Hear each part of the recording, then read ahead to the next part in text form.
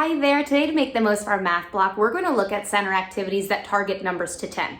I have a lot of different themes in my box, but I pulled out my bag that has back to school centers. These are great to use at the beginning of the school year to get your students in the routine of your math block. I'm going to set up these activities with the materials and tools that we use, but keep in mind you can use whatever you have available or what meets the needs of your students. I like to start off with Anno's counting book and jump right into our activities. So let me get these set up and we can have some back to school fun. Flip and build on a tens frame. You have the tens frame mat, our image cards, and whatever counters you want to use to build the arrangement. So flip a card, number 4, build the matching set. Grab the next one, it's a domino image. They can either clear the whole board or just take it away to match the number 1. Grab the next card, build the matching set.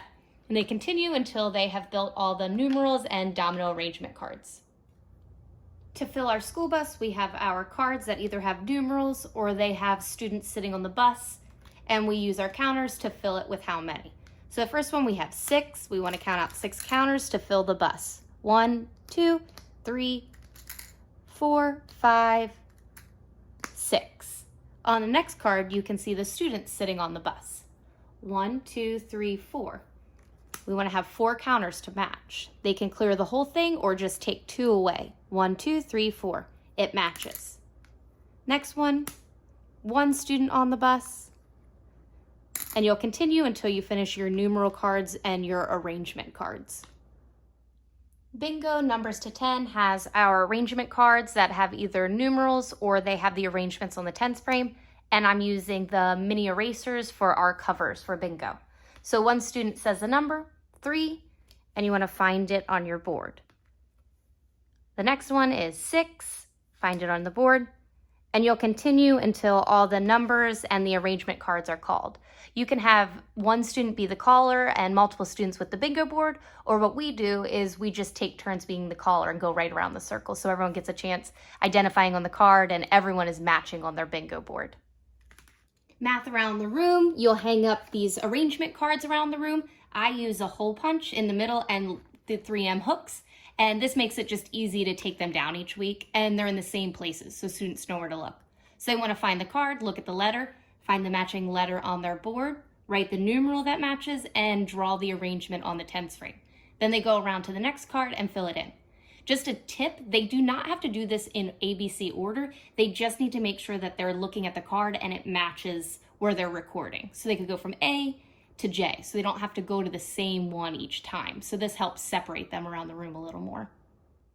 For our counting arrangement, we usually use our dry erase marker to write the numerals that match, but you can do this as a matching activity. So you can take your numeral and match it to the arrangement. These are transparent numbers. You can use magnets or anything else that have numbers on them. Over here is just a little extra fine motor practice with the clothespins with the numerals to match. So you can do it as a writing, you can do it as matching, you can do it as both and give them the opportunity to select what they want to match with, but you can use anything that have numerals to match them to the arrangement. For memory or concentration, you're going to be matching numerals to the scattered arrangement of the backpack cards. So start by flipping them all upside down. A tip would be to copy them on tags so you can't see through. And I'm just going to do that just to show you how to play. Flip one of the cards, 2. So you're looking for the backpack with 2. That is 5, so they don't match. Flip them over. It's the next student's turn. 1 backpack, 1. They match, so they get to go again. You want to continue until you found all the matches. Missing number has the number line with numbers 1 to 10, and there's an image somewhere that has the missing number. So this one is a backpack that's missing. The students will find backpack on their page and write in the missing number. 1, 2, 3, 4. And they write in by the backpack.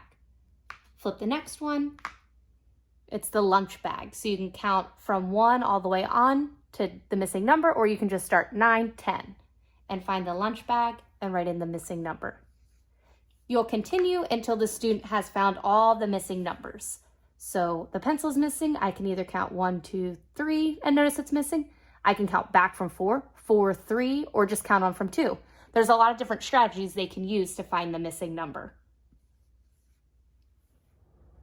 For spin and find, I'm using paper clip and a pencil. For my spinner, just flick it, count how many you land on, use a dry erase marker to trace it. So I got 10, I'm looking for 10, and trace it.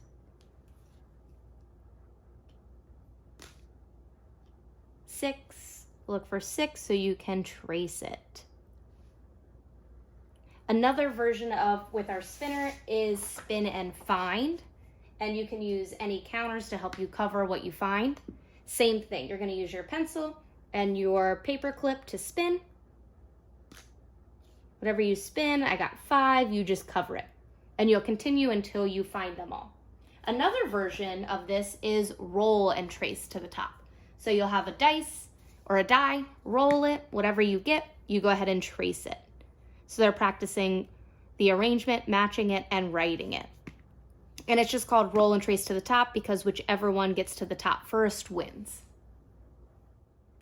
For clip it, you are matching a numeral to the arrangement. So count how many, 1, 2, 3, 4, 5, clip it to match. Just slide it, grab out the new one, count how many, 1, 2, 3, clip the numeral that matches. And you continue until you have finished all your arrangement cards. I hope you were able to find some activities that you can take and use in your classroom as we're heading back to school. If you found this video helpful, make sure you like it so I can make more similar to this in the future. I'm going to add links to activities and materials that I used today in the description below, so check there for any links that you might need. And remember, stay tuned for more videos of making the most of our math block.